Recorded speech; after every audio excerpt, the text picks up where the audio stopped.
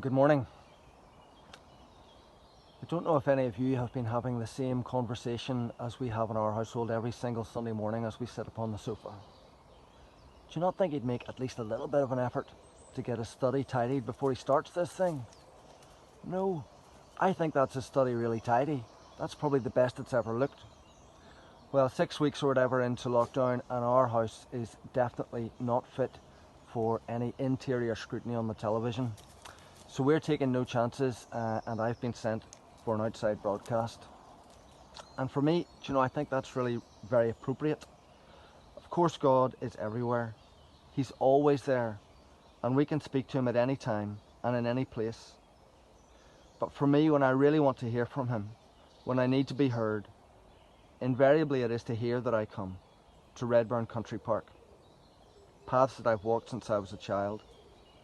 I'm not sure what it is, the security and strength of these great trees, hundreds of years old, standing firm for generations, telling me that they've seen it all before.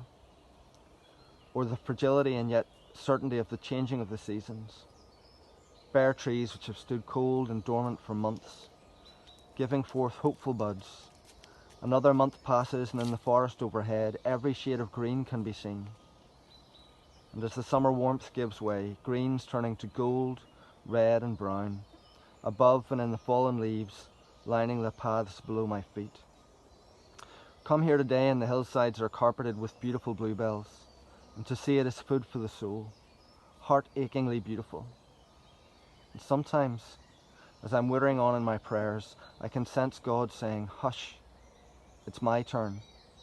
And his voice can be heard in the rousing early morning song of the birds.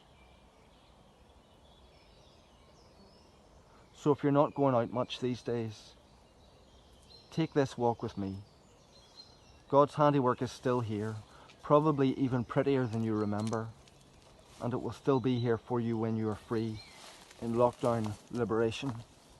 And I think you will appreciate it all the more.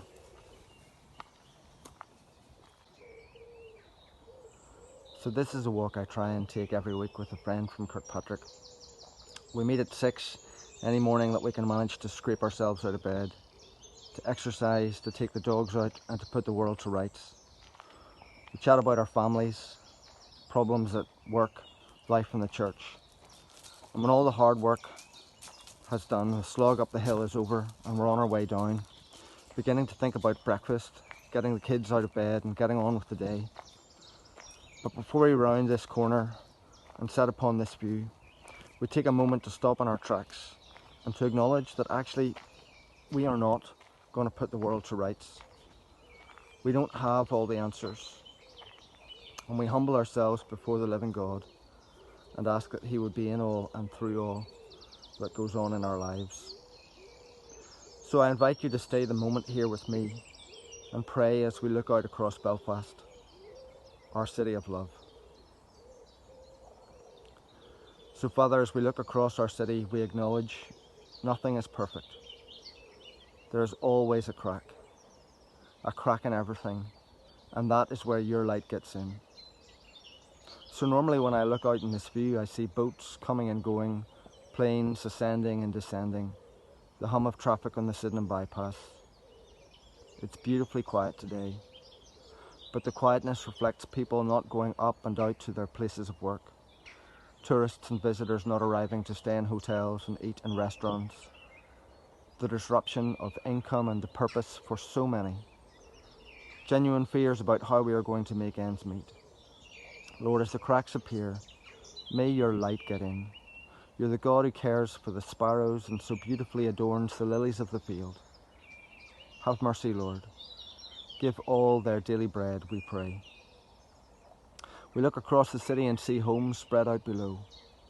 Many in these homes are living in a time of loneliness, vulnerability and anxiety. And sadly, there are others for whom to stay at home is no way to try and stay safe. Homes where there is neglect, or abuse, or violence. Lord, in these cracks may your light shine. Lord, know that there is nowhere you can't be. Even there may your hand guide, may your right hand hold them fast. And so in the distance I can just make out our hospitals, and a few hundred yards below me is Hollywood Care Home. Tending to the sick, showing sacrificial love and compassion and putting themselves in harm's way. Porters, cooks, cleaners, nurses, doctors and the drivers, all sorts. Thank you for them, Father. Bless the work of each hand and use all of them to heal and restore. And when it's all too much, when strength fails and fatigue overwhelms, when hope is failing, but as the cracks show, may your light get in. Yes, our flesh and our heart may fail, but you, Lord, are the strength of our hearts and our portion forever.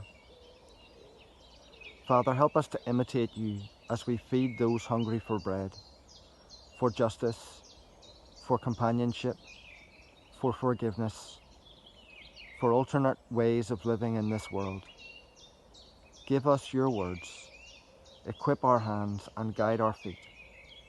Sustain us, Lord, with your healing love. Amen.